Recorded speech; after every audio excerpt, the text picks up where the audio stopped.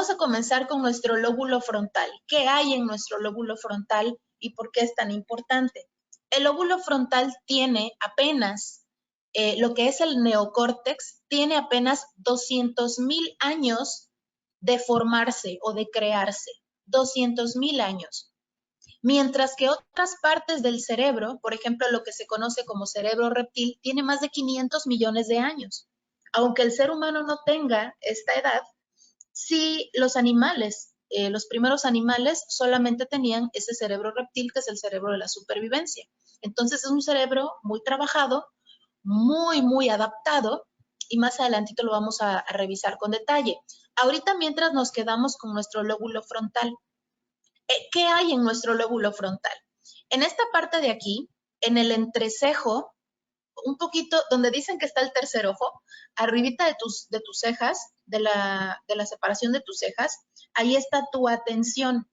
Aquí más o menos donde está el cursor, el foquito rojo, ahí está tu atención. Después, a la mitad de tu frente está la memoria. Y donde inicia tu cabello está el control directivo. O sea, en donde inicia tu cabello estás tú pensando. Ahí están tus pensamientos formándose. Ahí está tu decisión, lo que vas a hacer, lo que estás pensando en este momento, ahí está en el centro directivo. Entonces, en el lóbulo frontal están prácticamente las habilidades cognitivas, las habilidades del pensamiento. ¿Cuáles son las habilidades del pensamiento? La lógica, la reflexión, la indagación, la categorización, la síntesis, un sentido crítico, el pensamiento abstracto. Todo eso está en el lóbulo frontal. El lóbulo frontal, nosotros no nacemos con este lóbulo terminado. Es el lóbulo más inmaduro y el que más tarda en formarse. Tarda muchísimo. De hecho, termina de formarse hasta los 21 años, que es cuando se debería dar la mayoría de edad. Les platico un poquito sobre la evolución del cerebro desde que nacemos. Cuando un bebé nace, la única parte de su cerebro, vaya, todo está activo, pero la parte principal de su cerebro que se encuentra con una gran participación es el cerebro somático, el sistema somático más bien, el sistema somático. El sistema somático es nuestro instinto de supervivencia, también llamado cerebro reptil. El sistema somático es el que te avisa que te estás quemando porque pusiste la mano arriba de una plancha, ¿no? El sistema somático es el que te avisa que algo del ambiente te está haciendo daño. Es el que te avisa si tienes un dolor, por ejemplo, si te duele el estómago. ¿Cómo sabes de ese dolor? Por tu sistema somático, que percibe tanto lo externo como lo interno. Lo externo, puedo percibir el fuego, cómo quema mi mano, y eso hace que yo la retire. Eso es una percepción externa. Pero también el sistema somático percibe lo interno. Percibo que me duele el estómago, dolores internos o malestares internos. El bebé nace con esto, eso es lo principal porque está en modo supervivencia. Ningún bebé quiere a su mamá. Yo sé que suena bastante feo, cruel, pero es la realidad. Ningún bebé nace con afectos. Pueden nacer con apegos, pero apegos por supervivencia, porque esto es lo que conozco. Yo conozco este olor, yo conozco esta voz, yo identifico esto. Entonces tienen un apego, pero más bien por sobrevivir, porque es lo conocido, no porque en verdad quieran a la figura de su mamá. De hecho, el bebé, hasta los 3 meses, un poco más, empieza a identificar a su madre como un ser ajeno a él mismo. Cuando el bebé apenas nace, piensa que su mamá es una extensión de él mismo. Mi mamá es una extensión de mí. Mi mamá no es un ser humano aparte. Por lo tanto, es imposible que la ame y es imposible que la quiera en verdad. Obviamente que pues, las mamás, ¿no?, quieren pensar diferente y es lógico, pero en realidad no hay ningún afecto en un recién nacido. Después, como les platico, entre el tercer, cuarto, quinto mes, ya empieza a identificar que, oye, mi mamá es un ser independiente a mí y pues me está cuidando o me está ayudando o me está apoyando, etcétera. Pero el apego y el afecto se desarrollará después. Siguiente punto. Avanzando un poquito en el desarrollo del cerebro, sobre todo del frontal, a los 3 años inicia la etapa de representaciones. ¿Qué es la etapa de representaciones? Aquí el niño empieza a imitar a su mamá, que si su mamá está hablando por teléfono, pues el bebé agarra, no sé, lo que sea, y empieza a jugar como que también está hablando por teléfono. Que si la mamá dice algo, el bebé ocupa las mismas palabras o trata de imitar ciertas palabras, de repetirlo. Por eso hay muchos bebés diciendo un montón de groserías. Así que es la etapa de representaciones de los 3 a los 5 años. No es casualidad que sea la etapa de preescolar, porque al ser una etapa de representaciones, lo más importante es que el niño pueda jugar, porque es un simbolismo y es una preparación para la vida adulta. Entonces, el bebé o el niño chiquito tiene que jugar de una manera cooperativa, de una manera pues integrándose a diferentes grupos, respetar las reglas, tener hábitos. Sí, es una preparación muy importante y el juego es indispensable de los 3 a los 5 años. Después, a los 6 años, este lóbulo frontal como que sube un escalón más, se desarrolla un poquito más y comienza el pensamiento concreto. El pensamiento concreto dura toda la primaria, ¿sí? De toda la primaria, desde los 6 años hasta los 11 años, 12 aproximadamente. Y el pensamiento concreto consiste en lo que veo es lo que hay. Yo recuerdo que cuando yo tenía mi pensamiento concreto, tenía, no sé, 10 años más o menos, 9 años, le pregunté a la maestra, ¿por qué la gente come tacos de costilla? ¿No? Pues para mí, pues igual para un niño de pensamiento concreto, tacos de costilla, pues un taco de hueso. Entonces yo, a mí no me cabía en la cabeza por qué la gente pide un taco de hueso. Entonces ese es un ejemplo del pensamiento concreto. Por eso el niño te cree todo. Si le dices al niño que va a venir el coco por él, en verdad piensa que va a venir el coco por él. Son muy susceptibles a este tipo de cosas. Creen en Santa Claus, etcétera. Lo que le digas, te lo creerá. Me comentan, cuando un bebé se separa de su mamá por motivos clínicos al nacer, ¿tiene algún impacto en el bebé? Tiene un impacto en un sentido de seguridad por sobrevivir, más no un impacto emocional. O sea, el niño puede sentirse inseguro porque ha perdido lo que conoce. ¿Qué conoce de la mamá? Principalmente su voz, tal vez su olor, aunque claro, si acaba de nacer, pues tiene muy poquito conocimiento y tiene muy poquito acercamiento con su madre. Como que lo que más podría ayudarle sería la voz de la mamá. Incluso, va a sonar un tanto raro, pero incluso con una grabadora que puedan tener ahí escuchando la voz de su mamá, cantándoles o hablándoles como le hablaban cuando estaba embarazada, eso puede ayudar muchísimo, porque su apego más que nada es hacia la voz de la mamá. Porque al tacto, pues no, al olor, como que tampoco, acaba de nacer. Entonces, no van a tener un problema en cuanto a sentirse solos, no. No van a tener un problema de tipo emocional, de, mi mamá me abandonó, no, no es un problema emocional. Va a ser un problema más bien de seguridad, de mi vida puede correr peligro porque lo que conozco, lo que me daba seguridad se ha ido. Más que nada por ahí iría un pequeño impacto. Pero bueno, también depende cuánto tiempo esté, en qué condiciones esté. Pero si la mamá lo puede visitar, hablarlo, se compensa, ¿no? Es una compensación de esa situación. Pero como te platico, el impacto más grande, si pudieran tener un impacto importante, sería en una inseguridad. Como que mi manada me abandonó y lo que conozco ha desaparecido, pero no por una cuestión emocional de mi mamá no me quiere o mi mamá me dejó, mi mamá no me quiso, etcétera. Por ese lado no habría problema. Todavía no hay afectos.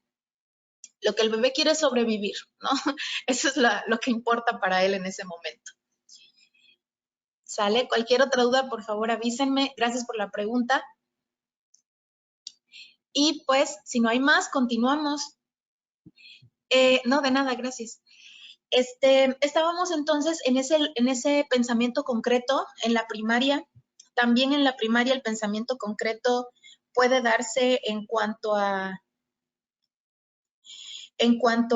muchas creencias, muchas cosas que alguien puede decir de manera abstracta y el niño se las toma completamente literal. Por ejemplo, si te dicen, si te sigues portando mal, te va a llevar el policía. Y el niño en verdad lo cree, en verdad lo cree. Que por cierto, el pensamiento concreto también está en los niños más pequeños de 3, 4, 5 años, solamente que menos desarrollado, porque hay más fantasía, menos desarrollado. Pero digamos que se instala el pensamiento concreto de 6 a 11 años, 11 o 12, toda la primaria. Por eso hay que tener mucho cuidado con, va a sonar un poquito extraño, pero hay que tener mucho cuidado con cómo se le habla a los niños sobre el duelo, sobre la muerte de algún familiar. Porque ha habido casos donde, de hecho hace poco yo estuve revisando una carta suicida de un niño porque trabajo la grafología y lamentablemente, o sea, de verdad, si ustedes vieran esa carta, de hecho está en internet, la pueden ver. La carta es del niño, se llama Diego González. Era un niño de España, se suicidó a los 11 años porque sufrió bullying en el colegio. Y en esa carta él pone, espero volver a vernos algún día en el cielo. La palabra vernos es la palabra que tiene más presión, entonces es su intención, su interés principal. Pero lo curioso es ver cómo él lo estaba diciendo de una manera concreta. Y eso es al final un empujoncito para que cometan esta terrible acción. Porque si piensan, oye, pues me han dicho maravillas del cielo, que en el cielo está mi abuelita, que en el cielo está mi abuelito, que en el cielo está mi perrito, que en el cielo todos son felices.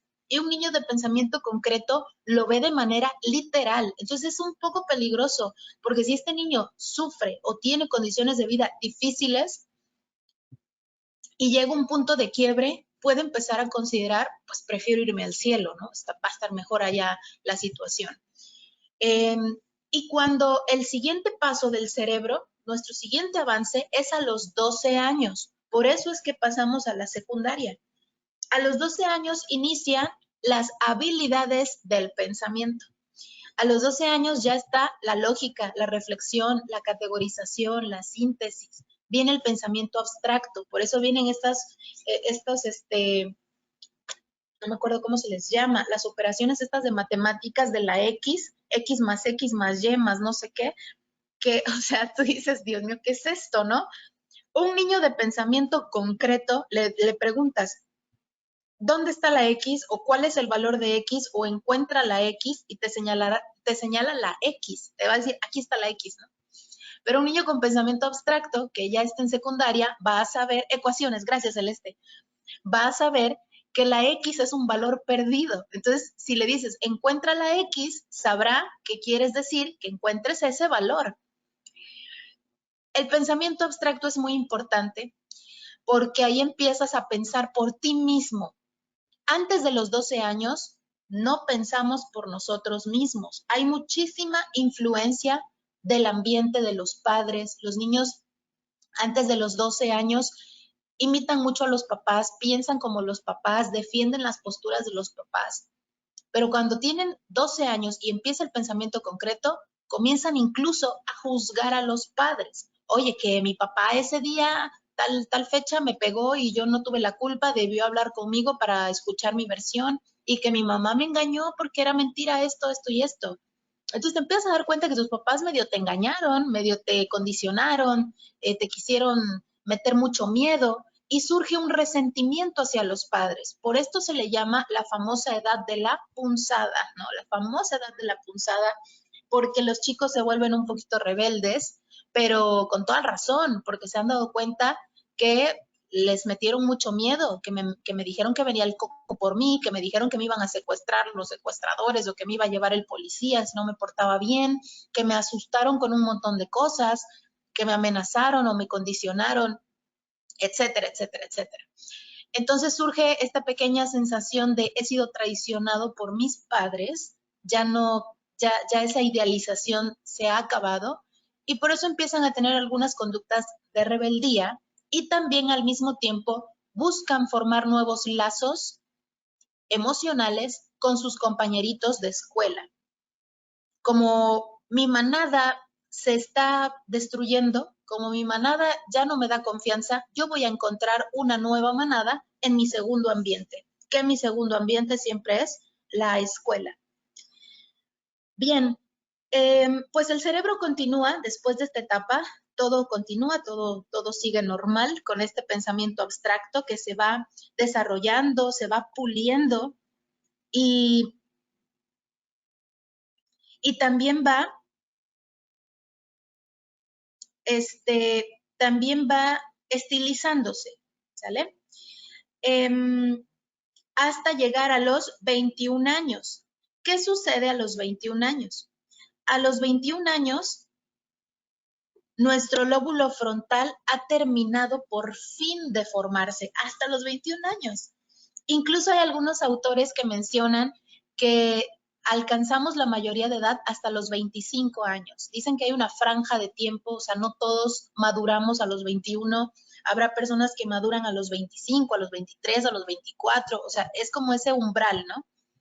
¿Por qué en México se dio la mayoría de edad entonces a los 18 años? ¿Qué pasa a los 18 años en nuestro cerebro? La realidad es que no pasa nada y que se dio la mayoría de edad a los 18 años, pues al parecer por una cuestión política, para poder procesar como adultos a los jóvenes del 68, ¿se acuerdan de la matanza del 68?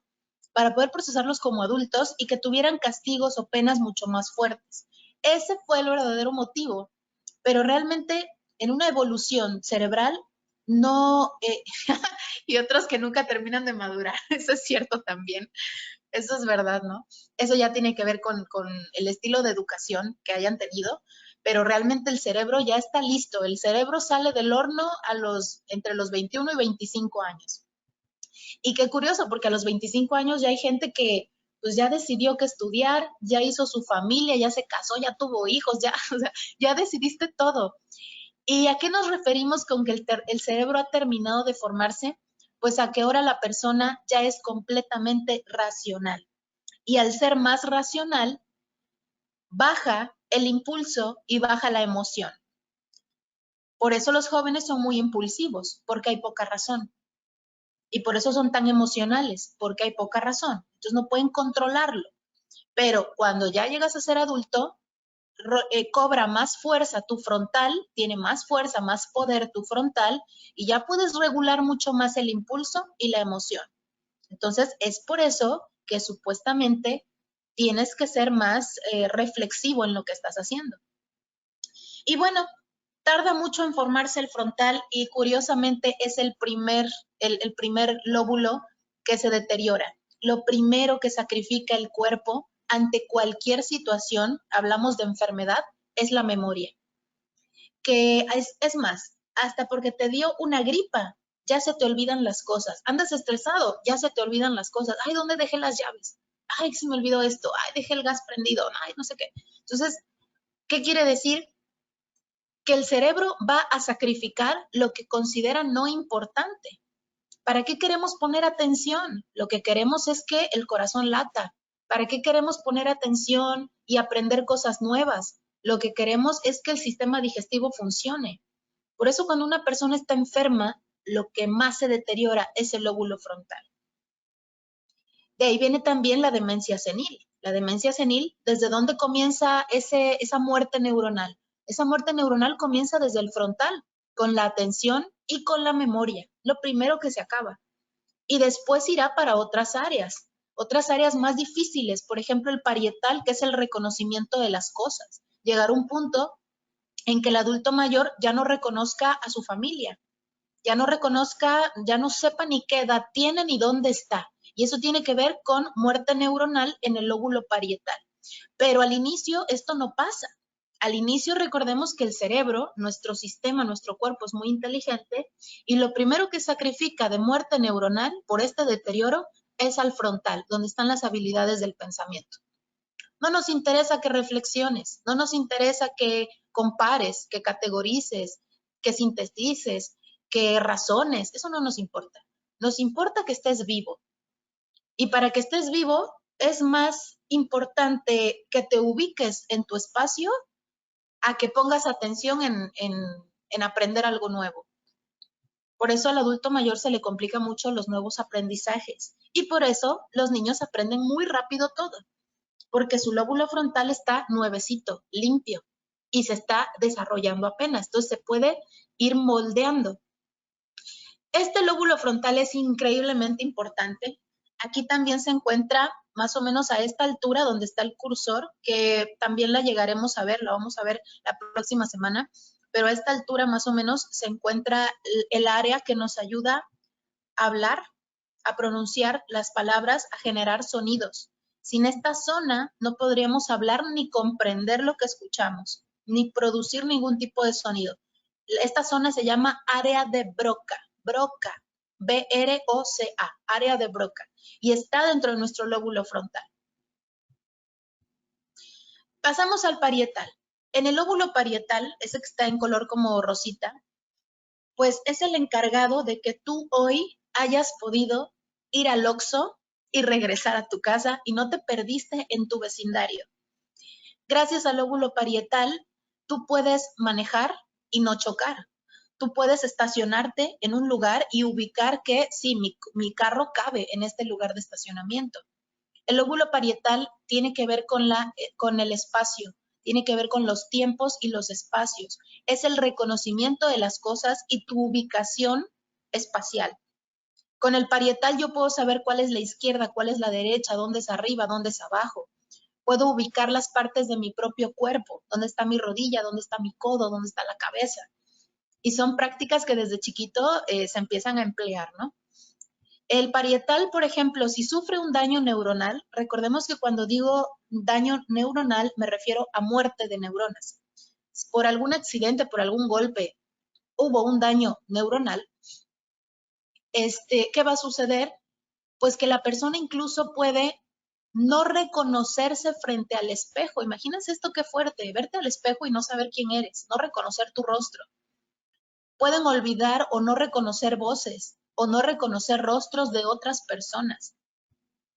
Tampoco puedes reconocer las letras escritas, por lo tanto puede haber muchos problemas para la lectura.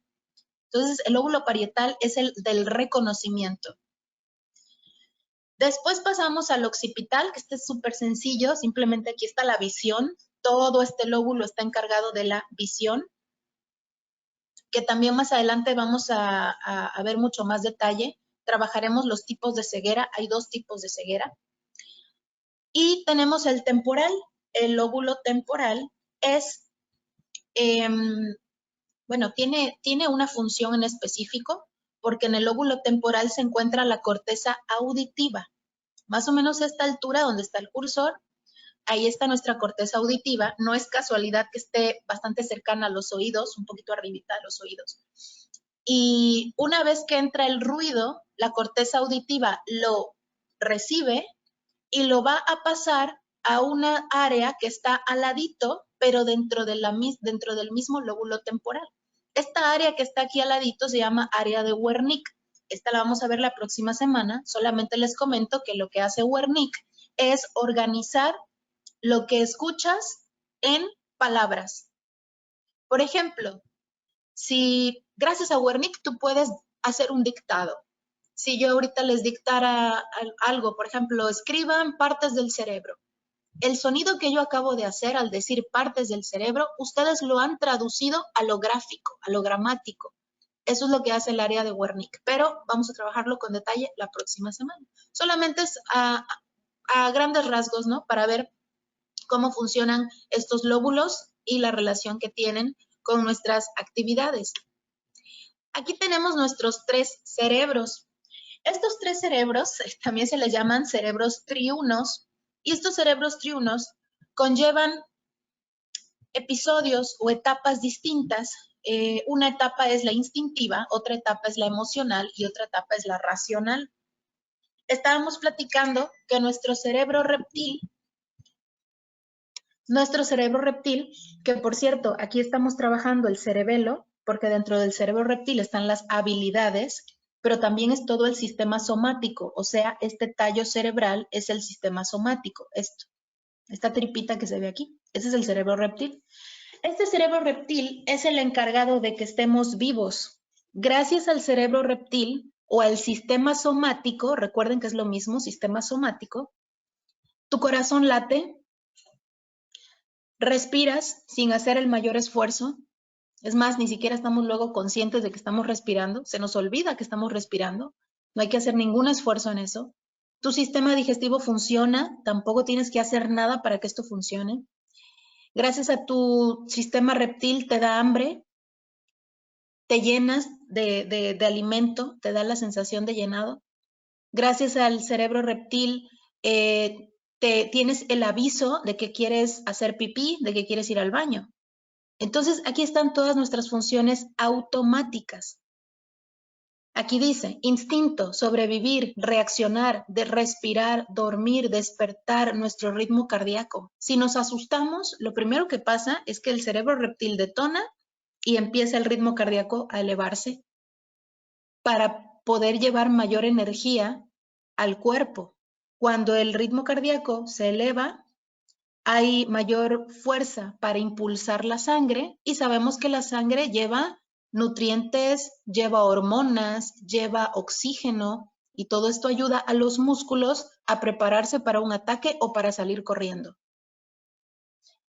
Así que el cerebro instintivo es muy viejo, tiene, aquí dice, aquí no se llega a ver, pero aquí dice, tiene más de 500 millones de años de existir. Aunque nosotros no tengamos ese tiempo en la Tierra, pues desde los primeros animales que fueron reptiles, ya tenían este cerebro y era el único que tenían. Hablamos de los dinosaurios, por ejemplo, ellos también nada más tenían un cerebro reptil, era el único cerebro que tenían. Hace como, pues ya tiene como varios meses, tal vez ya llegue al año, que estaba viendo un documental de dinosaurios y hablaban de un dinosaurio tipo tiranosaurio Rex, pero tenía otro nombre y era más feo. Y ese tiranosaurio, tipo tiranosaurio, contaban la historia de que se quería aparear y estaba buscando una hembra. De repente encuentra a la hembra, empieza a hacer el cortejo, que se quería aparear con la hembra lo rechazaba, y de repente el macho se da cuenta que tenía ella una cría. Entonces el macho pasa a modo asesino y dice, voy a matar a la cría para que entonces la hembra esté receptiva para la reproducción. Empieza la batalla campal entre la hembra y el macho porque la hembra protegía a su cría con todo y el macho pues trataba de matar a la cría. Lucharon.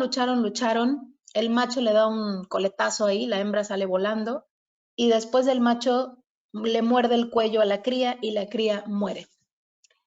Después viene la hembra, como que le da un empujón, ¿no? Al macho y se cae por allá, y la hembra de inmediato va a ver a su cría para ver si está viva. Se da cuenta que la cría está muerta y corte A, se come a su cría. Pero ¿qué acaba de pasar aquí? Ese dinosaurio, la hembra, ¿le dolió haber perdido a su cría? La respuesta es no, no hay afectos. ¿Y entonces por qué la defendió? Por instinto de supervivencia. Pero no porque la quisiera, no había afectos, en esos animales no hay afectos. Ahí solo hay instinto de supervivencia. Si defendió a la cría es para que sobreviviera su linaje, ¿no? Y una vez que vio que la cría está muerta, pasa al siguiente instinto, que es comer. Bueno, ya no tengo nada que defender, ahora quiero comer. Y después me quiero aparear. ¿Me explico? Entonces es muy interesante cómo funciona este cerebro reptil. Porque a diferencia de lo que muchas veces pensamos, realmente sí hay animales, los reptiles, que no tienen emociones, no tienen el sistema límbico. El cerebro límbico es la parte emocional. Entonces ellos no sienten dolor. Por ejemplo, un reptil, vamos a poner el ejemplo igual, ¿no?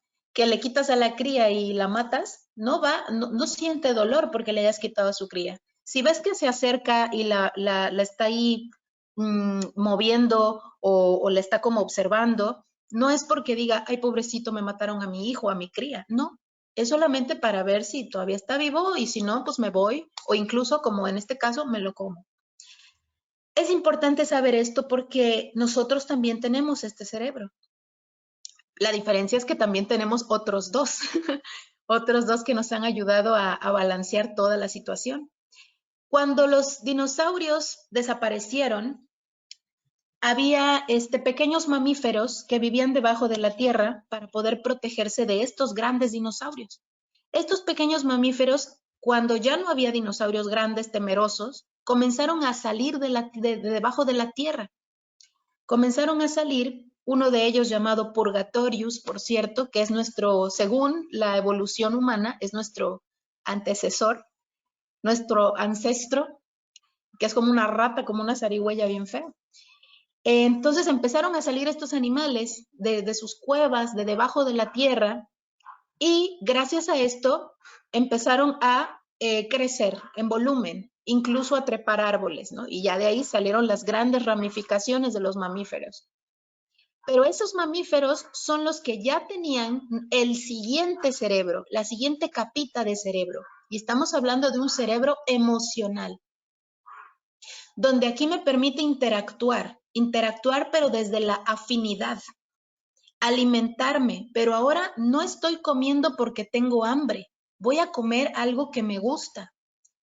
¿No les ha pasado que dicen, tengo hambre, pero no quiero comer esto, no me gusta? Entonces realmente no es hambre, o sea, si tienes hambre, pero aparte quieres meterle la parte emocional a la comida.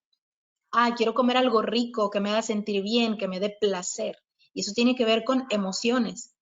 Entonces, pues, ¿qué quiero comer? No sé, algo que me guste. No sé, una pizza, ¿no? Eso me da placer, me como una pizza. Entonces, es una alimentación emocional por placer. En ese punto está actuando el cerebro límbico. Más, si tú comes lo primero que ves, porque tienes mucha hambre, lo que sea un bolillo tieso, porque tienes mucha hambre, entonces estás actuando desde tu cerebro reptil, que es el instinto. Reproducción también aquí está, pero estamos hablando de una reproducción con amor, con afecto, donde tú empiezas a querer a tu pareja, a valorarla, ¿no? Tienes una cercanía. Ya no es una reproducción por supervivencia, no es una reproducción completamente instintiva, sino que aquí el instinto conlleva un poco más de emoción, por lo menos un apego. Y este cerebro tiene más de 200 millones de años. Y el último es el cerebro cortical, o también se llama neocórtex, que es pues el que solamente tenemos nosotros el privilegio de tenerlo. Aquí está la razón, el lenguaje, el aprendizaje, la lógica, la memoria, todo lo que les platiqué que eran las habilidades del pensamiento, las habilidades cognitivas. Y este cerebro, como es nuevecito, yo les dije 200,000 años, miren, apenas tiene 100,000 años. ¿Cuál 200,000? Apenas tiene 100,000 años. Y este cerebrito regula el 15% de nuestras decisiones. Y entre el emocional y el instintivo se regula el 85% de nuestras decisiones. Importante saberlo, porque esto quiere decir que un niño que el cerebro cortical no lo tiene terminado, un niño es completa y absolutamente emocional e instintivo. Lo que siente y lo que hace depende de su ambiente, no de lo que él piensa, no de sus reflexiones, no de una indagación profunda en el mundo de sus pensamientos. Eso no es real. Por eso es una falacia hablar de inteligencia emocional en los niños. Los niños no pueden tener inteligencia emocional, porque la palabra inteligencia significa, en el diccionario aparece como la capacidad para resolver problemas. Y para poder resolver problemas, yo tengo que hacer uso principalmente de mis habilidades del pensamiento. En primer lugar, de la atención, de la memoria, de la razón, de la lógica, para resolver un problema. Y el niño no tiene esto porque no ha llegado a los 12 años. Y eso que a los 12 años inician con más fuerza estos indicadores. Entonces un niño no puede tener inteligencia emocional, porque la inteligencia conlleva un control de las emociones y él no puede controlar nada porque el centro directivo está en su lóbulo frontal, el cual todavía no está desarrollándose y cuando termine de desarrollarse, pues de todas maneras va a ser difícil, si para el adulto es difícil, porque solo tenemos aquí el 15% de nuestras conductas y de nuestra determinación. Bueno, dicho esto, Pasamos un poquito al cerebro del niño, tenemos durante los primeros 6 meses de vida en el cerebro del feto hay una multiplicación neuronal. Después del nacimiento, las neuronas migran a diversas zonas determinadas genéticamente para realizar el desarrollo correcto. Se van a ir las neuronas a las diferentes zonas del cerebro que le correspondan. Un bebé nace con 86,000 millones de neuronas. Este es un aproximado, nadie las ha contado, sería una locura contar todas las neuronas, realmente no se han contado. Hay otras bibliografías que hablan de 100,000 millones de neuronas. Entonces, el aproximado 86,000, 100,000 millones, por ahí anda. El punto es que en ningún momento de tu vida vas a tener más neuronas que cuando acabas de nacer. Incluso el bebé recién nacido, tiene una gran muerte neuronal porque ha producido más neuronas de las que necesita. El cerebro prefiere producir de más a que te falten. Entonces, vamos a bombardear el cerebro de neuronas, muchísimas, muchísimas, y empiezan a morirse un montón, las que sobran, las que no se van a necesitar, todas esas empiezan a morir. Nunca tendremos tal cantidad de muerte neuronal como de recién nacido. Y nunca tendremos tal cantidad de neuronas como de recién nacido. En estas etapas, aquí está, ¿no? Se produce la muerte de algunas neuronas, puesto que se generan más de las necesarias. Aquí podemos ver las cadenas neuronales. Estos garabatitos que parecen arañas son las neuronas. Aquí están las del recién nacido. ¿Por qué el recién nacido se ve así? Pues porque todavía no tiene aprendizajes. Recuerden que una cadena neuronal es un aprendizaje. Y si yo acabo de nacer, ¿qué es lo que he aprendido del mundo? Tal vez aprendo que la mantita con la que me envolvieron es suave. Tal vez aprendo que tengo frío o que tengo calor o estoy percibiendo mi entorno, pero dentro de términos muy cortos. Tal vez aprendo que si lloro, mi mamá me viene y me acaricia, o que si lloro, me vienen y me dan la mamila. Esos son mis pequeños aprendizajes en el mundo. Por eso hay muy poquitas conexiones neuronales. Después de un mes, bueno, ya estoy aprendiendo más, estoy interactuando más con el ambiente, tal vez estoy escuchando muchas voces, las voces de mi tía, de mi tío, diferentes tonalidades de voz, estoy escuchando la tele, me llevaron a la playa, no sé, hay gente que llevan al bebé a la playa, entonces escuché el mar, escuché perros, veo cosas, veo la playa, veo otros escenarios, veo un parque, me llevaron a pasear. Entonces todo eso son conocimientos, son aprendizajes, porque tú recuerdas eso. Y si lo recuerdas, es porque hay una cadena neuronal que te ha permitido absorberlo. No me refiero a que lo recuerdes de adulto, sino que de bebé lo observas, lo percibes y lo registras, aunque en la etapa adulta no nos acordemos de nada. A los 3 meses ya hay más cadenas neuronales, a los 6 meses muchas más, a los 15 meses ya están bastante desarrolladas, a los 24 meses pues esto ya parece un alambre de púas, ya está lleno de conexiones neuronales.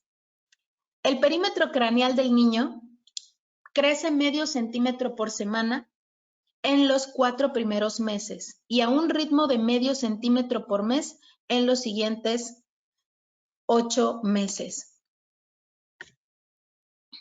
Al finalizar el primer mes del niño, ya sonríe y eso hace que se activan las neuronas espejo. Las neuronas espejo son neuronas sumamente importantes porque el psicópata nace sin ellas. Y lamentablemente el psicópata pues nace, no se hace. ¿Qué son las neuronas espejo? Las neuronas espejo son las neuronas que te ayudan a empatizar. Son neuronas que funcionan dentro de términos de imitación. Por ejemplo, aquí vemos, la mamá habla por teléfono y la niña hace lo mismo, aunque no está hablando con nadie. Las neuronas espejo son imitar. ¿Sí han visto a los papás cómo hacen muecas frente a un bebé recién nacido? Si el bebé hace un puchero, una muequita de puchero, los papás hacen la mueca. Los papás exageran mucho sus expresiones faciales. ¿Y esto para qué lo hacen? Para encontrar una reacción en el bebé, para que el bebé se ría, para que el bebé haga un gesto, para que el bebé los mire y de esta forma generar una empatía. Es un vínculo de manada, como diciendo, mira, somos iguales, tú perteneces a mi manada. Si el bebé hace una mueca, el papá imita la mueca. Y es la forma en la que le comunicas al bebé, tú me perteneces o tú perteneces a mi manada. Se llama rapport o rapport en psicología. De hecho, hay una película que si pueden, se las recomiendo mucho ver. Se llama Gorilas en la niebla. Es vida real, ¿eh? Vida real. Para no spamearles la película, trata de una mujer periodista que fue a hacer una investigación a las selvas de África porque estaban matando muchísimos gorilas y los agarraban como de trofeo, ¿no? No me acuerdo ahorita cómo se les dice a los disecaban y los tenían como de trofeos. Y pues ella quería evitar esa matanza, esa caza furtiva de gorilas. Y entonces ella comienza a integrarse a las manadas de gorilas a través de la imitación. Ella se sentaba como ellos se sentaban. Si un gorila agarraba una hojita y la mordía, ella agarraba una hojita y lo mordía. Ella sí, de lejos, sí, primero muy de lejos, porque son muy territoriales y salvajes. Entonces ella de lejos imitaba a los gorilas. Se movía igual que ellos y hacía los mismos sonidos que ellos. Se balanceaba igual que ellos. Vida real. Llegó un punto en que incluso hay fotografías de esta mujer cargando bebés gorilas porque estaba completamente integrada a la manada a partir de la imitación. Y esta imitación es por las neuronas espejo. Ella se llama Diane Fossey. En español lo han traducido como Diana, pero bueno, Diane Fossey. Y ojalá vean su historia. Ya no les cuento el final, pero está muy, muy bonito la práctica que ella hizo, la técnica que ella hizo, el final, pues el final no se los voy a decir para que vayan a ver la película, se llama Gorilas en la niebla y prácticamente es un ejemplo muy, muy claro de cómo funcionan las neuronas espejo, cómo estos animales la identificaron como parte de su manada a partir de la imitación. Entonces, eso es lo que también se hace en las familias de manera inconsciente. ¿No les ha pasado o cualquier pareja de novios, los dejan de ver un tiempo y cuando los vuelven a ver dicen, ¡oh Dios mío, pero es que se ríen igualito los dos! Y tienen las mismas muecas y tienen los mismos, usan las mismas palabras y tienen las mismas expresiones y qué extraño, como si se hubieran fusionado. Esto no es casualidad, esto es precisamente por lo que estamos platicando de la identificación. Si a mí me gusta una persona, pues tal vez me río de lo que él se ría. Si a mí me gusta una persona, tal vez ocupo palabras muy similares a las que él ha ocupado. Entonces sucede en parejas, sucede de padres a hijos, sucede de maestros a alumnos, sucede incluso de vendedores a compradores. Las personas de ventas tienen que tener conocimiento en rapport para identificarse con el cliente. Ocupan la misma pose que el cliente, ¿sí? Se paran igual que él, dirigen la mirada al mismo sitio que él. Son algunas estrategias que están manejando. ¿Qué pasa en el cerebro de los niños mientras juegan? Bueno, lo que pasa es que toda acción, toda conducta que nosotros tengamos va a generar movimientos en nuestras carreteras neuronales. O sea, estamos hablando de neurotransmisores. Cuando un niño juega, se producen diferentes neurotransmisores. Uno muy importante es la acetilcolina. La acetilcolina reduce la ansiedad y regula el estado de ánimo. De hecho, este neurotransmisor hay que cuidarlo mucho porque este es el responsable de la demencia senil y es el responsable del Alzheimer. Cuando bajan los niveles de acetilcolina, se te va la memoria.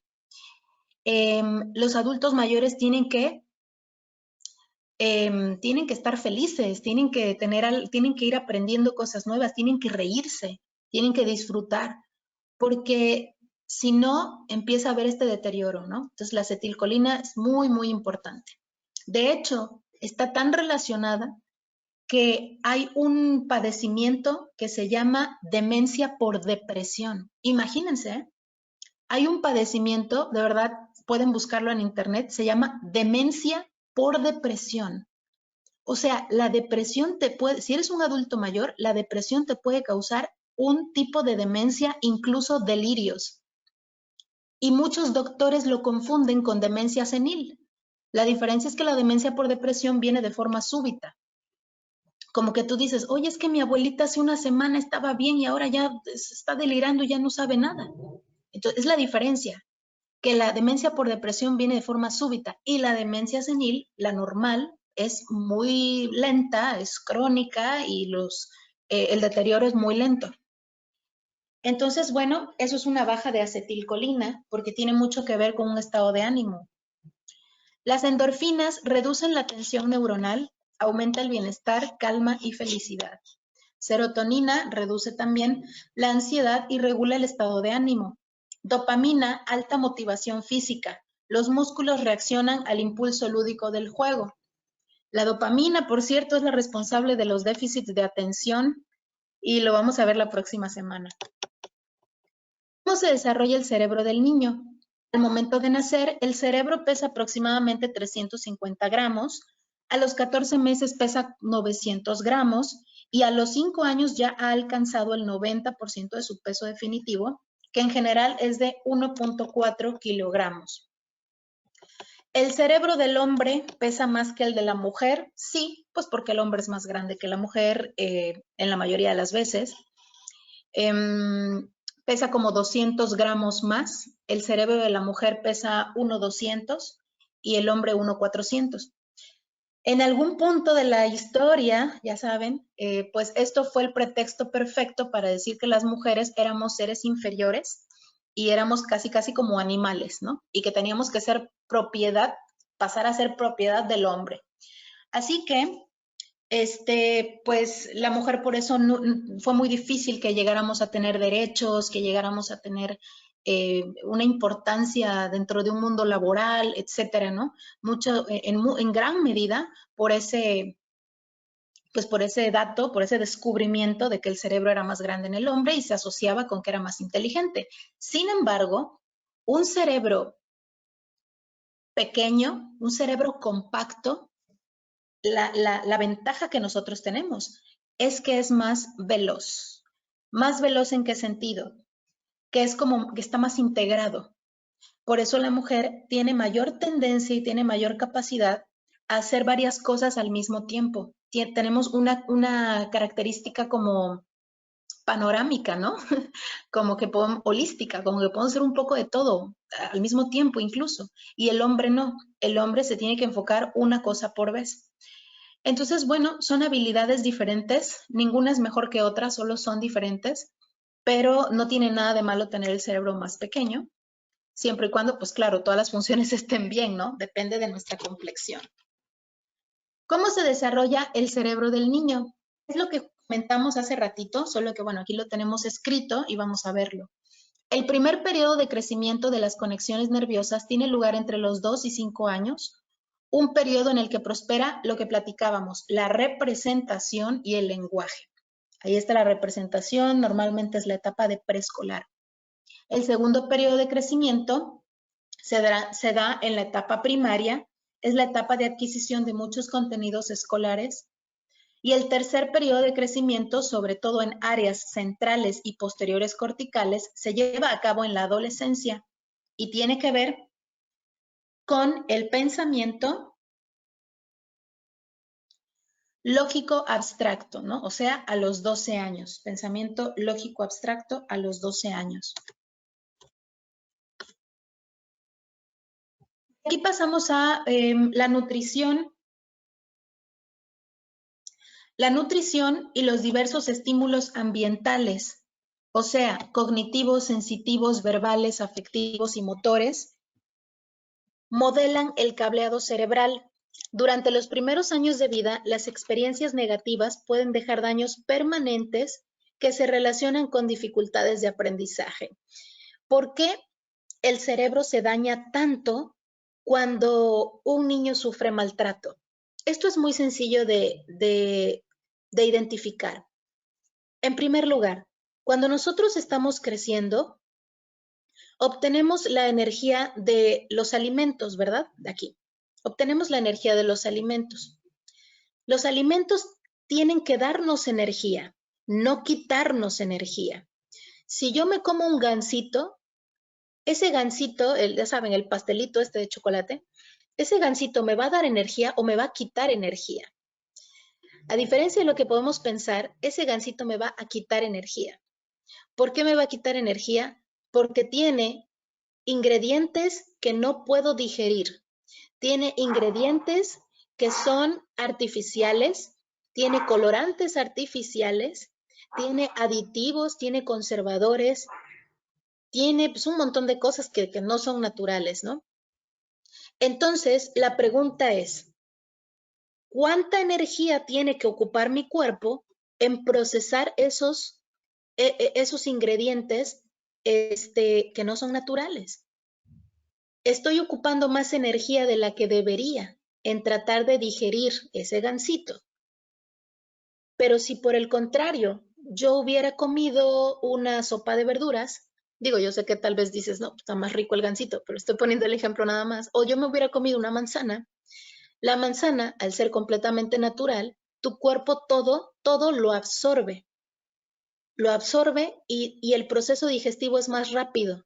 ¿Por qué el proceso digestivo es más rápido? Porque no tiene que estar batallando con conservadores y con cosas que no son digeribles. Por eso también cuando comes una manzana, pues puedes sentirte muy ligero y cuando te comes un pastel te sientes pesado, ¿no? Así que la pregunta es, ¿qué me ha quitado más energía? ¿La manzana o el gansito? ¿Qué me ha arrebatado energía de mi cuerpo? Definitivamente me ha quitado energía comer ese gansito. ¿Y en qué hubiera aprovechado yo esa energía? Esa energía que se fue a la digestión complicada, la hubiera aprovechado en habilidades de pensamiento para poner más atención, porque recuerden que lo primero de donde saca energía el cuerpo es del lóbulo frontal. Del lóbulo frontal siempre, te quita la atención, te quita la memoria. Sí, hay más problemas en este sentido. Así que tu cuerpo dice, a ver, la digestión es lo que más gasta energía en el cuerpo. Entonces, vamos a quitarle un poquito de energía de acá arriba, quítale la energía que está en el lóbulo frontal, que ahorita no nos interesa, no es muy importante, y vámonos a que digiera esto que se acaba de meter. Estas cosas tan difíciles, vamos a que las pueda procesar para sacarlas. Eso es lo más importante. Por eso, los niños que se alimentan mal no van a tener un buen rendimiento académico, porque no están permitiendo que la energía se dirija a su lóbulo frontal, que es donde está la atención y la memoria, que por cierto, la atención y la memoria son los pilares de la inteligencia, porque para aprender algo primero tengo que ponerle atención y después tengo que recuperar de mi memoria esa información para poder aplicarlo a mi vida. Entonces es por eso que un niño, por ejemplo, que desayuna un juguito de estos Jumex que realmente son pura azúcar, toda la energía se va a ir en procesar esa azúcar refinada, que no es un azúcar natural, es un azúcar ya muy, muy procesada. Y por eso el niño está todo somnoliento. Por eso está también el famoso mal del puerco, ¿no? El mal del puerco que dicen que después de que comes mucho, te da sueño. No te da sueño después de comerte una sopa de verduras o una ensalada. Te da sueño después de atascarte 20 tacos. O te da sueño después de comerte una hamburguesota o una pizza. ¿Por qué ese tipo de comida sí me va a dar sueño después de comérmela? Porque requiere más energía procesar todo eso, toda esa grasa, todos esos conservadores, etcétera, etcétera. Y entonces lo primero que hace el cerebro es bajar el rendimiento del frontal, baja tu atención, debilita tu centro directivo y lo que hace es que te da sueño. Por eso mucha gente después de comer tanto se va a dormir. Pero esto es un indicador importante de que estás comiendo mal. No debería darnos sueño después de comer, Por entonces quiere decir que no estoy teniendo la energía suficiente para que se procese mi digestión y para que aparte mi lóbulo frontal funcione. La parte de la nutrición es muy importante. De hecho, hay muchas cosas que se pueden platicar al respecto. Por ejemplo, ¿qué fue lo que hizo que nuestro cerebro creciera? Muchas personas piensan que fue comer carne, pero en realidad no fue así.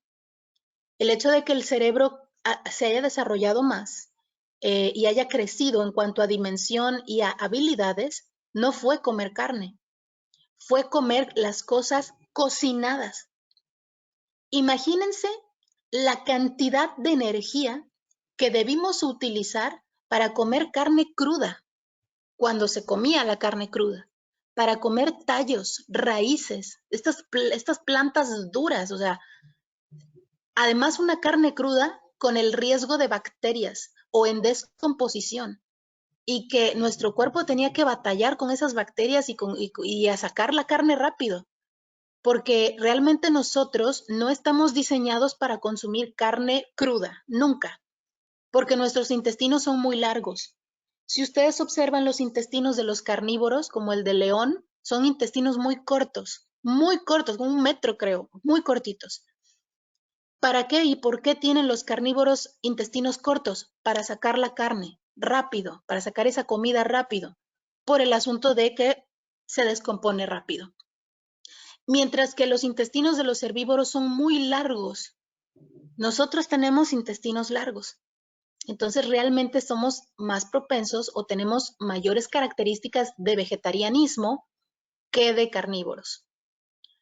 Otra cosa que también podemos identificar en nuestro cuerpo es nuestra mordedura. Los animales carnívoros mastican de arriba abajo, como un perro. No pueden mover la mandíbula de lado a lado. Nosotros sí. Nosotros sí podemos mover la mandíbula de lado a lado. Esto quiere decir que podemos moler la comida, moler, triturar. Y aquí estamos hablando de una alimentación basada en semillas. Mientras que los carnívoros solo lo hacen de arriba abajo, desgarrando, de arriba abajo, desgarrando. Entonces tampoco tenemos una estructura para ese tipo de alimentación. Pero bueno, fuera de ese tema, ¿por qué pasó que al cocinar la comida nuestro cerebro creció? Nuevamente por el tema de la energía.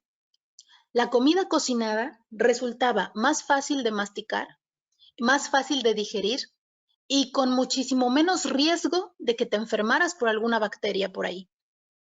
Entonces, todo eso hizo que tu sistema digestivo fuera mucho más rápido, tu metabolismo mucho más eficaz.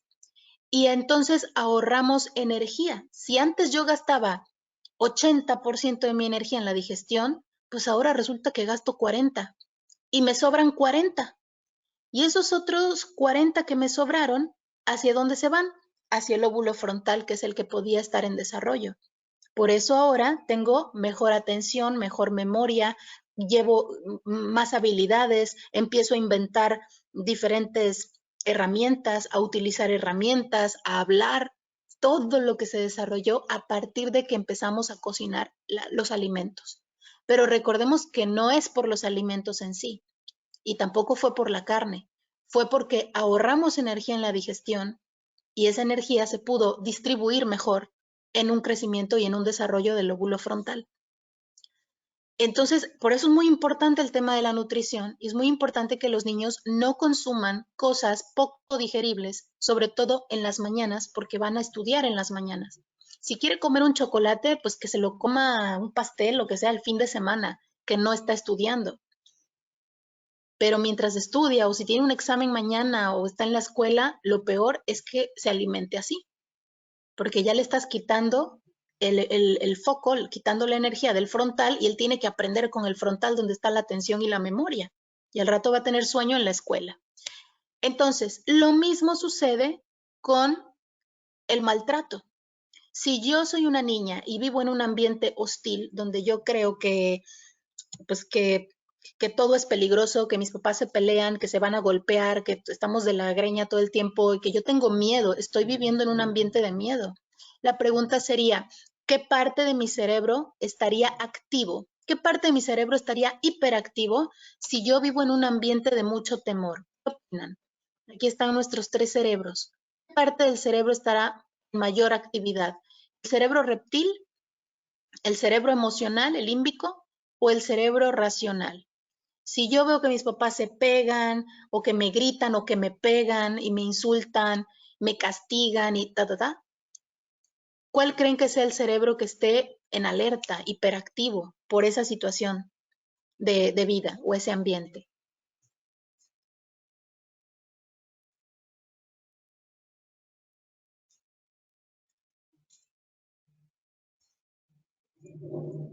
El límbico, sí, pero antes del límbico podría ser, no sé, la supervivencia, ¿no? Porque si me están pegando, si me están maltratando, si hasta porque pasa una mosca nos hacemos hacia atrás. Entonces imagínense nuestro instinto de supervivencia de que me van a pegar o que me van a aventar la chancla o que me, ¿no? que me están lastimando. Claro, el primero sería la supervivencia. Primero tengo que estar y sentirme seguro. Y después definitivamente viene la parte emocional.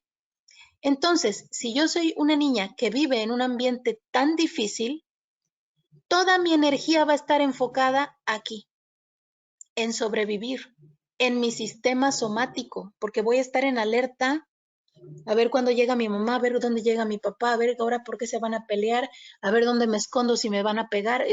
Ahí va a estar el sentido de la alerta, en sobrevivir. Y después en sentirme mal, triste, desolada, insegura, ¿sale? La energía nunca va a llegar acá. Jamás, jamás el cerebro va a mandarte el recurso al frontal. Porque ¿qué importa? ¿Para qué quieres aprenderte las tablas si tu vida corre peligro? Y es por eso que los niños que sufren maltrato no les mandan la información, no les mandan recursos, su cerebro no manda recursos para que se desarrolle el lóbulo frontal. Y lo peor de todo es que lo que no se aprende en la infancia y en las etapas donde se debe aprender, ya no se aprendió nunca, porque este lóbulo frontal va a seguir desarrollándose hasta los 21 años y de ahí en más. Es como un pastel que metes a hornear. Ya salió el pastel, ya le pusiste el fondant, todo el adorno ya está listo y te acuerdas que no le pusiste relleno. Ya no puedes hacer nada, se va sin relleno.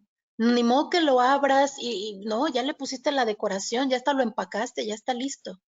Entonces ya no puedes hacer más, ya no puedes regresar el tiempo a meterle el relleno, ya no lo puedo, si no lo vas a destruir, lo vas a desarmar. Entonces lo mismo sucede con con la situación del cerebro de los niños. Lo que no se trabaja en su tiempo, ahí se queda. Y el cerebro va a seguir creciendo.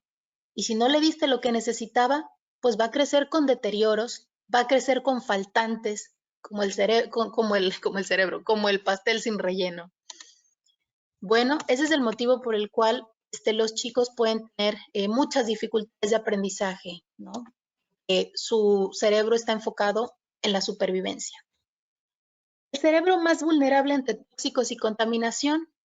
El cerebro del niño al nacer es muy inmaduro y se irá desarrollando con el crecimiento, lo que estábamos platicando. Una sustancia tóxica puede interferir en los procesos del sistema neurológico.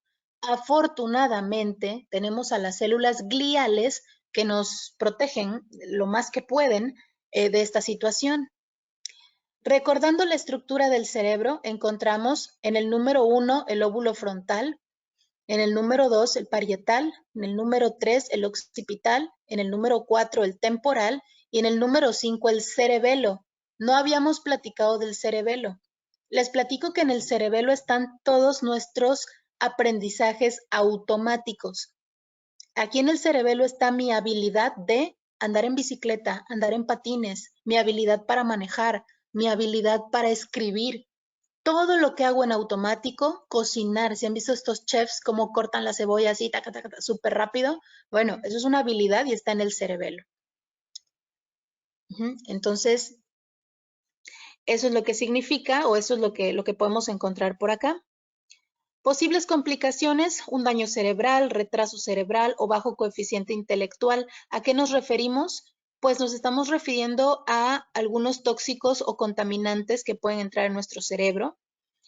Empezamos por acá arriba. Dice, el déficit de yodo en la dieta. El yodo es sumamente importante porque si el niño tiene deficiencia de yodo, puede nacer con algún tipo de retraso mental, con un cociente intelectual más bajo. Les comento aquí también que las personas, las mujeres que padecen hipotiroidismo, tienen en esencia una baja de yodo. Por eso es que toman suplemento con levotiroxina sódica en las mañanas. Si yo tengo hipotiroidismo y no estoy yendo con la endocrinóloga, y es más, ni siquiera sé que lo tengo, puede ser que mi bebé nazca con un retraso mental.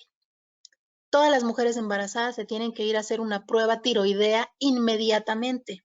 Perfil tiroideo inmediato, porque hay mucha gente que está enferma de la tiroides y no se entera, no sabe, o lo asocia con otros síntomas. Ay, no, yo estoy triste nada más, o estoy melancólica, y lo asocian con síntomas emocionales de tipo psicológico, pero no lo vinculan con que son síntomas a partir de una disfunción hormonal. Entonces, es importante ver aquí cómo está la tiroides para evitar que el bebé nazca pues de una forma en la que no tenía que haber nacido, ¿no? Algo que se pueda corregir. Otro problema, otra amenaza, el consumo durante el embarazo de pescado contaminado de mercurio puede producir retraso mental en el bebé. Pues hay muchas mujeres que cuando están embarazadas dicen, voy a extrañar el sushi. Ya ni de chiste comen pescado crudo, por este pequeño riesgo. La barrera hemotoencefálica es muy sensible dada su inmadurez, o sea, hay menos resistencia, menos blindaje en nuestro cerebro. Esta barrera es la encargada de proteger al cerebro contra los agentes patógenos. ¿Por qué se afecta el cerebro? El cerebro se afecta por una falta de nutrición adecuada, que puede ser por escasos recursos. Incluso, aunque la persona no tenga este problema de escasos recursos, hay niños que tienen una buena vida, tienen dinero, pero se la pasan comiendo súper mal, ya saben, ¿no? Hamburguesas, pizza y cosas de estas. ¿Por qué la falta de nutrición, que al igual es una falta de nutrición comer de esa forma? ¿Y por qué? Por lo que estábamos platicando del tema de la energía. Toda mi energía se está yendo a mi sistema digestivo. Y entonces, ¿en qué momento vas a mandar energía a tu lóbulo frontal para que se desarrolle y puedas aprender? Porque en el frontal está la atención y la memoria. Siguiente punto, el cerebro se afecta por la falta de apego hacia los padres. Si yo no tengo a mis papás cercanos a mí, si yo prácticamente estoy creciendo como Dios me dio a entender, sola o solo, porque trabajan todo el tiempo y no me hacen caso, entonces estoy creciendo sintiéndome abandonado. ¿Y qué sucede cuando me expulsan de una manada? Cuando me expulsan de una manada, pues mi vida queda en peligro. Y queda en peligro porque ahora pues cualquier cosa me puede pasar. Ya no tengo el respaldo, ya no tengo la protección de mi manada, de mi mamá, de mi papá. Es por eso que el foco principal de atención y nuevamente la energía va a estar enfocada en mi sistema de supervivencia. Estoy solo y como estoy solo tengo que tener más alertas, tengo que estar más en alerta para protegerme del mundo. Y es por eso, nuevamente con el tema de la energía, que el lóbulo frontal sacrifica este potencial y lo manda a la supervivencia. Falta de posibilidades para una estimulación temprana, misma situación. Falta de posibilidades, bueno, no hay ninguna estimulación y entonces la persona no puede alcanzar sus máximas posibilidades. Falta de conocimiento de los padres de cómo motivar a sus hijos, también falta de estimulación. Y fíjense lo que se afecta, ¿eh? Es bien curioso porque la mayoría de lo que se afecta es el lóbulo frontal. Como les platicaba, es lo primero que se sacrifica cuando hay un problema. La memoria, lóbulo frontal. Habilidades para aprender cosas nuevas, lóbulo frontal. El ánimo, sistema límbico, la emoción. Habilidad para lidiar con el estrés, lóbulo frontal, que es el centro directivo. Calificaciones en la escuela hasta un 20% más bajas, lóbulo frontal. 4 de 5 facultades afectadas tienen que ver con el frontal. Aquí no te está afectando el latido del corazón, aquí no te está afectando tu digestión, no, te afecta tus habilidades del pensamiento, tus habilidades para aprender, que son las que están en ese lóbulo que está en proceso, porque todavía no está terminadito. ¿Cómo consigo entonces un desarrollo cerebral óptimo? El principal punto es el amor. Yo sé que puede sonar bastante rosa el comentario, pero es muy importante que el niño se sienta amado. El amor es lo que te hace sentir seguro. El amor es lo que te hace sentir que todo está bien y por lo tanto tu sistema de supervivencia se relaja y tu sistema emocional está, está bien cubierto. Así que lo que resta es, vámonos al frontal. Es como, esto va por pasos, como un check-in. Esto está bien, esto está bien, esto está bien, pues podemos continuar con lo siguiente. Pero si dices, esto está mal, esto está mal, esto está mal, ya no podemos seguir a lo siguiente. Tenemos que quedarnos a resolver lo primero. Hasta que se resuelva lo primero, pasamos a lo segundo. Y cuando se resuelva lo segundo, pasamos a lo tercero. Va como por etapas. Entonces, primero es aportando amor, porque el amor va a hacer que el sistema de supervivencia se relaje, porque el niño sabe que no tiene él que luchar contra nada, que él está seguro en su ambiente. Cariño, sin confundirlo con sobreprotección, ya que también necesitamos que el niño desarrolle habilidades de reto y de riesgo, pero estas van a ser graduales y a lo largo de su desarrollo, que lo veremos más adelante en psicología positiva. 2. Ayudándoles a gestionar las emociones y la resolución de conflictos. Y esto es para que el niño aprenda a resolver sus propios problemas. Eso también lo vamos a ver más adelante en psicología positiva. Manteniendo una dieta saludable, evitando grasas y azúcares por el motivo que ya vimos, realizando actividades físicas y jugando, implementar música también en las actividades para reforzar sus cadenas neuronales y al reforzar las cadenas neuronales, pues adquirimos mayor habilidad al respecto. Desarrollo cerebral hasta los 7 años. A partir de los 3 años hasta los 7 se dan periodos sensibles en el desarrollo cerebral del niño. Estos cambios están relacionados con la empatía, la interacción social y emocional con los iguales, intereses sociales y aprendizaje escolar. En esta etapa interviene la oportunidad, el ambiente, la motivación y el interés.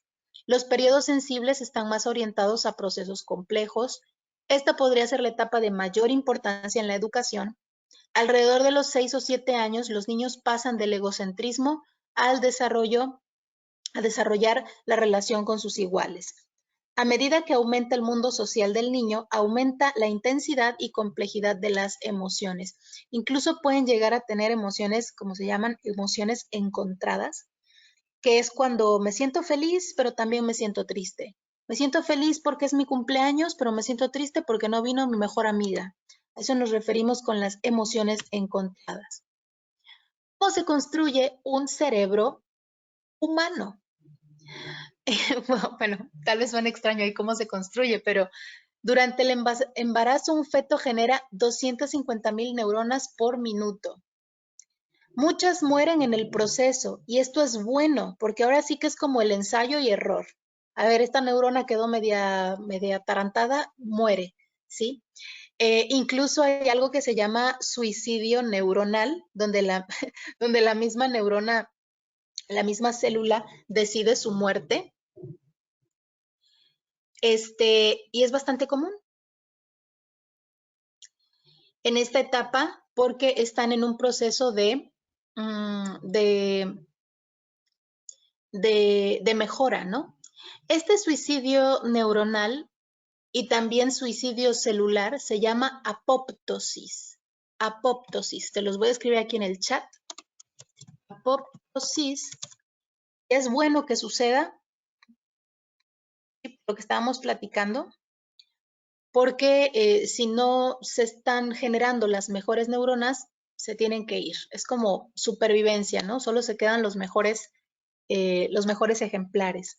Al nacer el bebé tiene 100 billones de neuronas, o sea, 100.000 millones de neuronas, aproximadamente. En los primeros 3 años se forman conexiones neuronales entre las células cerebrales a una velocidad que no se va a tener en otro momento en la vida. Nunca, nunca, jamás. Luego tenemos, bueno, las conexiones neuronales son las que permiten el paso de información. Recuerden que las conexiones neuronales son las carreteras, son esas redes, esas carreteras que hay en nuestro sistema. Los responsables de la arquitectura cerebral son los genes y la interacción con las demás personas y el ambiente. La arquitectura cerebral son los cimientos compuestos por las neuronas y sus conexiones. Sobre ellos se construyen las habilidades y los recuerdos. ¿Cómo motivar la formación de conexiones en los bebés y niños pequeños? Hablando mucho con ellos. Los niños chiquitos tienen que tener mucha influencia del entorno. Tienen que tener influencia del entorno porque del entorno es del que van a aprender. Del entorno se van a estar de alguna manera alimentando y es de lo que se van a nutrir. Hablar mucho con ellos y sobre todo utilizar un lenguaje lo más nutrido, lo más rico posible.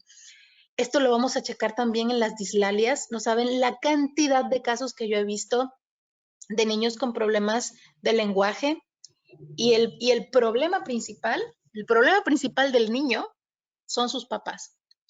Son sus padres que hablan igual o peor. Son los padres que les hablan en diminutivo. Son los padres que repiten los errores fonéticos del niño. Por ejemplo, si el niño dice totatola, totatola, el papá, sí, mi amor, tu totatola, ¿quiere tu totatola? ¿Quiere tu totatola? Entonces dices, no, pues, ¿cómo no va a tener problemas de dislalia? ¿Cómo no va a hablar mal? Otro asunto es el chupón, empezar a hablar con el chupón en la boca, o imagínense el chupón en la boca, cómo vas a mover bien la lengua y a pronunciar bien las palabras. O sea, muchos de estos casos, la mayoría de estos casos, son por una cuestión de formación, ni siquiera por un problema localizado, como lo sería un labio leporino o un paladar hendido, no, ni siquiera es eso. Pero bueno, ya estaremos también en ese tema que es muy, muy interesante.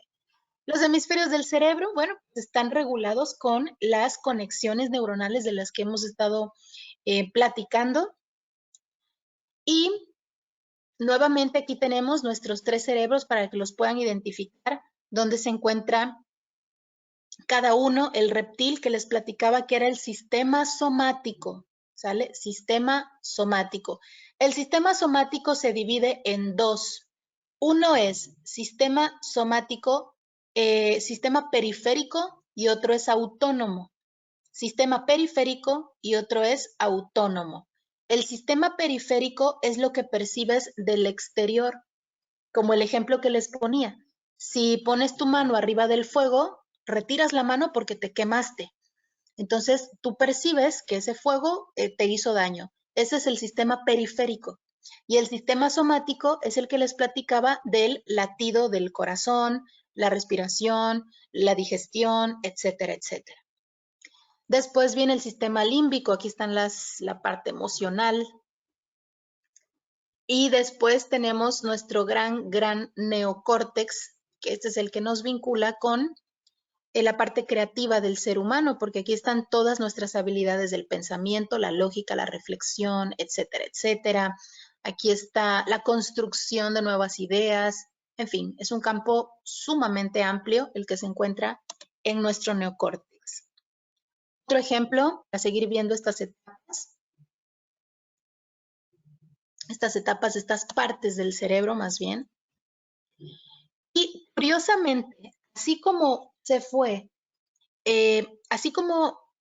desarrollando nuestro cerebro con el tiempo, de la misma manera se va desarrollando cuando nacemos. Nacemos como reptiles, va a sonar raro, pero pues más o menos para la explicación puede quedar. Nacemos como reptiles, empezamos y luego continuamos como emocionales y terminamos como racionales. Es el mismo desarrollo histórico del cerebro, lo tenemos en nuestra propia evolución como seres humanos, nuestro propio desarrollo humano. El cerebro reptil se encarga de el latido del corazón, se encarga de la respiración, de estar en alerta, de poner atención. Se encarga también de actitudes o reacciones agresivas, del pánico, de la lucha, del hambre, todo lo instintivo. Después, en el cerebro emocional, distingue las emociones: amor, rechazo, soledad, felicidad, placer, entre otras. El cerebro racional ya viene el juicio de la propia persona, la conciencia de sí mismos, comunicarnos con los demás, razonar, el pensamiento lógico. Recuerden que esto inicia a los 12 años. Juicio, análisis, reflexión, y a partir de aquí también empezamos a buscar quién soy yo, con quién me identifico, cuál es, entre comillas, mi tribu, ¿no? Con qué mundo me estoy relacionando. Y estas serían pues nuestras etapas prácticamente. Claro que es algo que se va integrando. No es como que ahora tengo cerebro emocional y ya no tengo los otros. No, siempre tendremos un poco de todo. Solamente que hay predominios. Cuando nacemos, el cerebro racional es mínimo, prácticamente está muy, muy perdido. Pero conforme vamos avanzando, lo que pasa es que se integran nuevas habilidades. Y vamos a concluir un poquito viendo un poco sobre el cerebro de los niños superdotados. La corteza del cerebro de todos los niños es espesa y a medida de que vamos creciendo, se va adelgazando hasta la adolescencia. La corteza de los niños con un coeficiente intelectual superior, o sea, de 21 a 149, se ha visto que crece más lento que la de los niños con una inteligencia normal, alcanzando su máximo espesor a los 11 años, en lugar de a los 6. ¿Esto qué quiere decir? Que a diferencia de lo que pudiéramos pensar, es un desarrollo más lento. Qué curioso, ¿no? Que esa corteza crece más lento que la de los niños con una inteligencia normal. Existen aprendizajes espontáneos de la lectura desde antes de los 3 años. Presentan preocupación por temas trascendentes o existenciales. El indicador de las calificaciones altas no tiene nada que ver con esta capacidad. Hay dificultad para relacionarse con otros niños de su misma edad porque son distintos en cuanto a este tema, ya que estos presentan habilidades sociales mucho más pobres, estos niños, los superdotados, y los niños con altas capacidades son muy creativos y tienen intereses a nivel de ocio muy específicos, astronomía, cultura, etcétera, etcétera. Entonces, realmente dentro del poco avance que ha habido en los niños superdotados, lo único que se tiene registrado como una certeza es lo que está marcado de amarillo, que el crecimiento, ¿sí? que el crecimiento de la corteza cerebral es más lento que el de los niños con una inteligencia normal. Y casi el doble de tiempo, porque dice, alcanzando su máximo espesor a los 11 años en lugar de a los 6. Es un crecimiento más lento del cerebro. Tal vez por eso los aprendizajes llegan a ser más profundos. Ahí sí la verdad no lo sabemos. Ya no llegamos a ese alcance de información, pero pues las investigaciones continúan y pues será interesante ver lo que se pueda descubrir próximamente. Por el momento esto es lo que encontramos. Y por cierto, ha habido también una reestructuración y se están cambiando los conceptos de los niños superdotados. Porque aquí dice que los niños superdotados tienen habilidades sociales pobres. Y últimamente se está cambiando el concepto de los niños superdotados porque para considerarlos superdotados están valorando todas las habilidades, no nada más conocimientos o habilidades académicas, sino que ahora un niño superdotado vamos a incluir habilidades de comunicación, que sepa hablar, habilidades de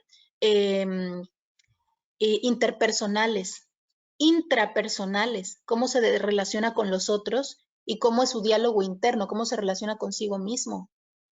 Entonces se están incluyendo ahora estos valores que antes no se consideraban. Antes solamente es superdotado porque saca 10 y porque sabe mucho o porque sus aprendizajes se dieron antes que los otros niños de la misma edad, como que están avanzados. Pero ahora sí se están trabajando más en reajustar este concepto de los niños superdotados. En eso está ese proceso. Ha habido varias tesis, varias teorías, varias propuestas sobre este punto para que se empiecen a considerar todas las habilidades, no nada más desarrollos académicos. Entonces, bueno, pues ahí queda los avances de este tema. Chicas, me dio muchísimo gusto estar con ustedes esta tardecita del domingo. Pues nos estamos viendo la próxima semana, que la próxima semana vamos a trabajar el tema de trastorno de déficit de atención e hiperactividad. Es un temazo muy importante. Si nos da tiempo, también trabajamos dislexia, si no, pues lo programaremos para el siguiente domingo. Gracias y pues les mando la clase grabada. Recuerden descargarla, eso sí, un súper favor, descárguenla porque después se les puede perder la clase porque tengo que eliminar el enlace. Entonces, cuando les llegue la descargan y así ya no se les pierde.